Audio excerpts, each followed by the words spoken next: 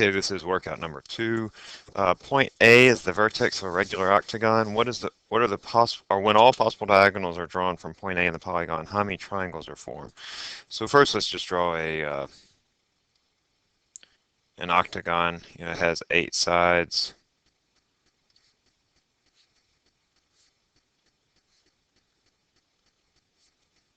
Looks like that. 1, 2, 3, 4. Yeah, 8 sides. And now I draw all the possible diagonals from one side, from one vertex. That's. And I'm sorry, I can't draw that one. So I can draw one there.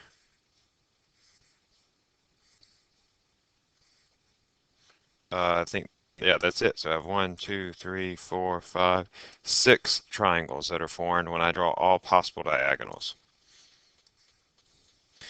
Alicia is framing a rectangular photo that measures 8 by 12 inches wide, but the frame she has was designed to hold a picture with sides in the ratio of 4 to 5. How much extra area will there be if she gets the smallest possible frame? All right, so she has a frame or a photo that is 8 by 12. Yet the frames that she has are in a ratio of 4 to 5. All right, so the frame that we have is going to have to be 12 inches on side. It'll have to be 12 inches on side in order to get this. And then that means that our frame is going to be 2.4 times the ratio, because if I say 12 divided by 5, that's equal to 2.4.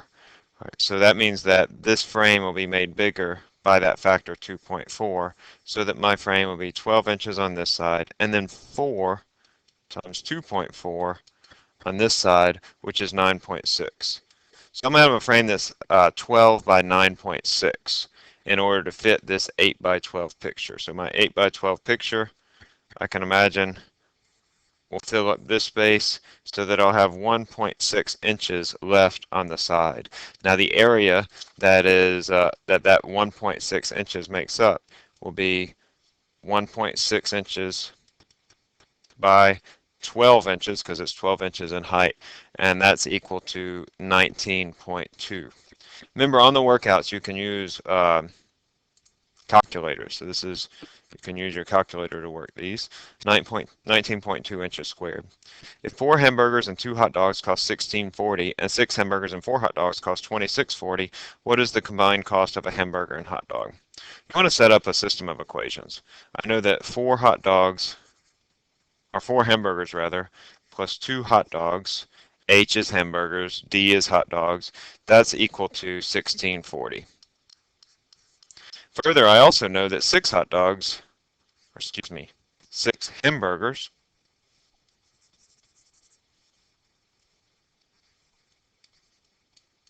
and 4 hot dogs is $26.40.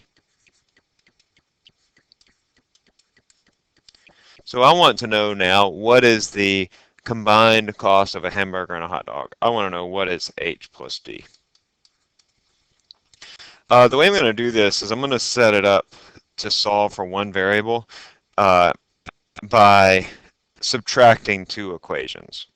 So it's kind of nifty when you're trying to solve a system of equations, especially when they're set up like this. So I'm going to start out with this 6h plus 4d.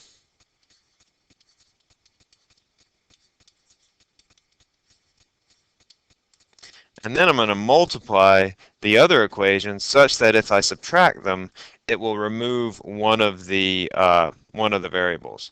So if I look up here, I'm going to multiply this equation times 2. So I'm going to multiply both sides of this equation by 2, and I can rewrite that equation. I'll have 8h plus 4d equals, what's that, 3280.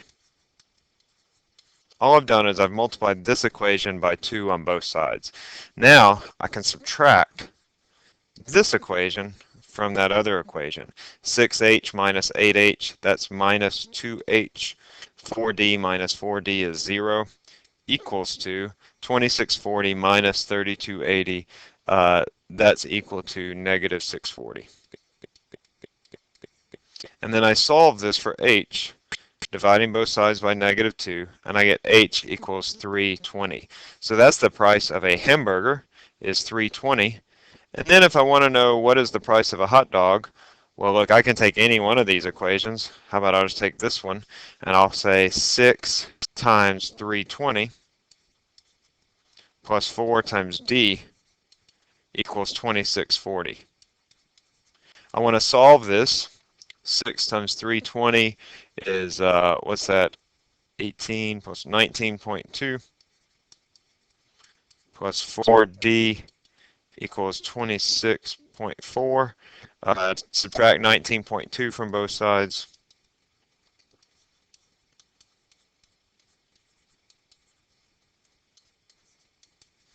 So 0.8, 6.4, 7.2. And then I solve for D as 7.2 divided by 4. What's that? It's 1.8, right? Yeah, so that's the price of a hot dog. So the price of a hot dog is $1.80. The price of our hamburger is $3.20. And that's equal to $5. So that's our answer, $5. This is a nice way to solve systems of equations. You can solve them in other ways, but this is a nice simple little trick that I set the two equations up such that one of the variables, when I subtract it, will be removed, and then I can solve for the other variable. So this was $5. Oops.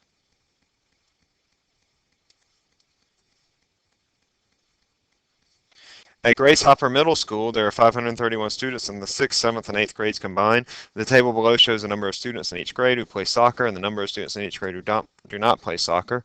If all the 7th and 8th graders attend an assembly and 2 are chosen at random, what is the probability that neither student plays soccer?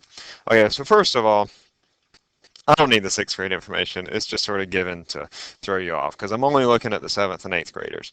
And then second of all, let's remember probability. That probability is the number of favorable outcomes divided by the total number of outcomes. So if I just wanted the probability that only one student is chosen who doesn't play soccer, I would just add up 116 plus 103. That's the total number of favorable outcomes, those students that don't play soccer, divided by the total number of students. The total number of students is the sum of these four numbers. I've already done that. That's 334. That is the probability that one student chosen does not play soccer. Now, if I want to know the probability for two students being chosen, I'm going to find the probability for that second student being chosen, that not playing soccer, and I'll multiply those two probabilities. So if I'm choosing two things, I find the probability for the first one, and then the probability for the second one, and then I multiply them together. I take the product. Okay, so the total number of students for that second student is not 334. Now it's going to be 333 because I've already removed a student from the sample. Similarly, my number of favorable outcomes is not 116 plus 103. It's 116 plus 103 minus 1 because I've removed one student from that sample in the first one. Okay, and we'll assume that since I'm looking at favorable outcomes, that the first student that are removed is a student that doesn't play soccer. All right, if I do this, you can do this in your calculator and you get 42.9%. It costs 12 cents for a Cheapco soda company to manufacture enough cola to fill a cylindrical container that is 2 inches in diameter and 4 inches height. How much would it cost to manufacture to fill a cylinder that's 6 inches in diameter and 10 inches in height? Well, you can do this a number of different ways. I found the amount, I set up a ratio. I said that there were 12 cents per volume, 2 squared times 4. This is the amount of money per unit volume that it costs to manufacture cola. 12 cents for a volume that is 2 squared times 4. I did it squared because it's 2 inches in diameter. Now you're saying, oh, but the volume of a cylinder is pi r squared times h. And you're right, that is the volume of a cylinder, but since I'm setting up a ratio, let me show you that pi. Actually, if you want to go ahead and do this, we'll go ahead and set up a pi. I don't want to draw it. It's going to cancel out. I'll show you. And then I want to know what is the amount that it costs to do this bigger cylinder, which is going to be 6 inches in diameter and 10 inches in height. So that's 6 squared times 10. Now, the pi is going to cancel out, and actually the radius, we're given the diameter, so this is actually the diameter over 2 squared. That over 2 squared is going to cancel out. So that's why I just have the diameter squared times the height. I've set up a ratio here. Now, if I solve this for x, I can cross multiply. I get x times, what's that, 16x equals 360 times 0.12, and solving that for x gives me $2.70, so it's 270. Kim created decorations for the school dance. It took her 4 minutes to create the first decoration, and each decoration after the first one took 10% less time to create than the one before it. How many minutes does it take to do this? Well, I sort of did this the hard way. I said, because it didn't take that long, frankly. 4 minutes for the first one. 4 minus 10% of 4 for the second one, plus 3.6 minus 0.36 for the third one. See, I'm subtracting 10% from the preceding value each time, plus 3.24, that's this value, minus 0.32. I'm keeping 2 decimal places here so that when I get to the end, I'll round off to just a single decimal place.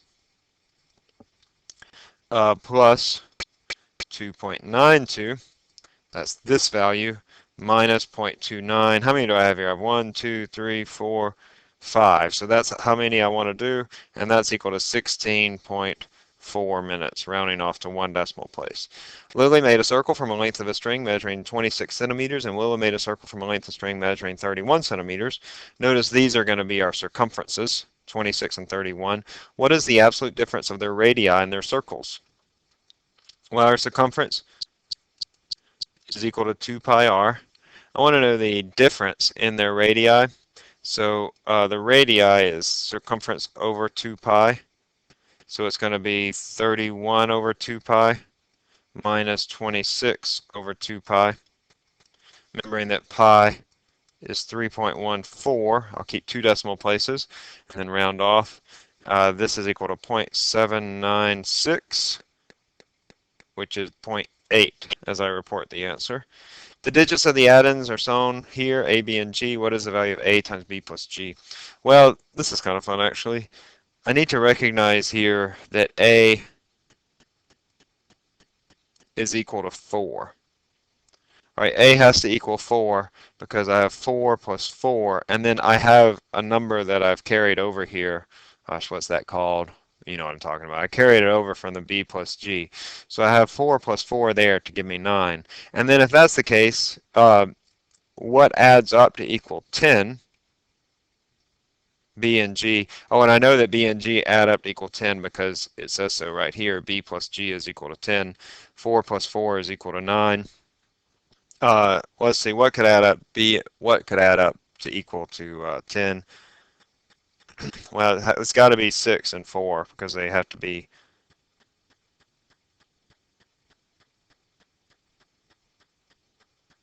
Well, I think it could be 5 plus 5, couldn't it?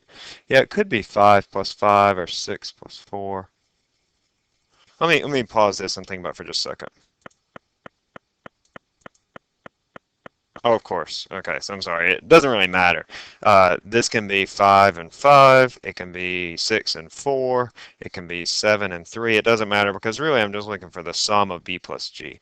So this has to be 10, and then a has to equal 4. So it's going to be 4 times 10 is 40.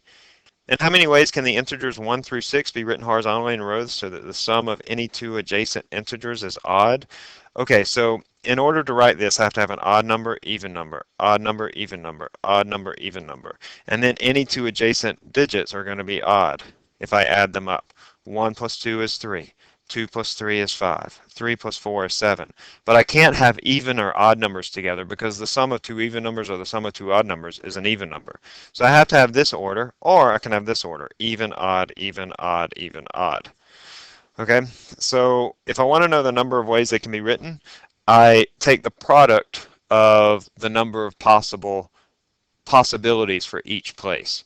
So here in this place, I have 3 possibilities because I have 3 odd numbers. In this place, I have 3 possibilities. Here, I only have 2 possibilities because I've taken up the first 2 numbers. I only have 2 possibilities here, and then 1 and 1. 9 times 4, this is equal to 36. But 36 isn't the answer because I also have these options, even, odd, even, odd, even, odd, where I still have 3 times 3 times 2 times 2 times 1 times 1. 3 possibilities for the even number, 2, 4, 6, 1, 3, or 5. Here I have only 2 because I've taken up a number from the first set. So this is also going to be 36. And so the total number of ways is, excuse me, it's not 36, it's 72. What is the radius of the largest sphere that will fit inside of a cube of volume 8 units? Well, if I have a cube of volume 8 units, it has dimensions 2 times 2 times 2. 2 cubed is equal to 8. So if I put a sphere inside of this cube, that sphere has a diameter equal to 2 units. And so if it has a diameter of 2 units, then the answer, the radius, is 1 unit. And just a note that the units here are always given as a plural answer, even if the answer is singular. So even though you would normally write 1 unit, on the answer form it will have 1 units, even though that's not grammatically correct. I think that's the end. Yeah, so we'll pick up with warm-up 4 later.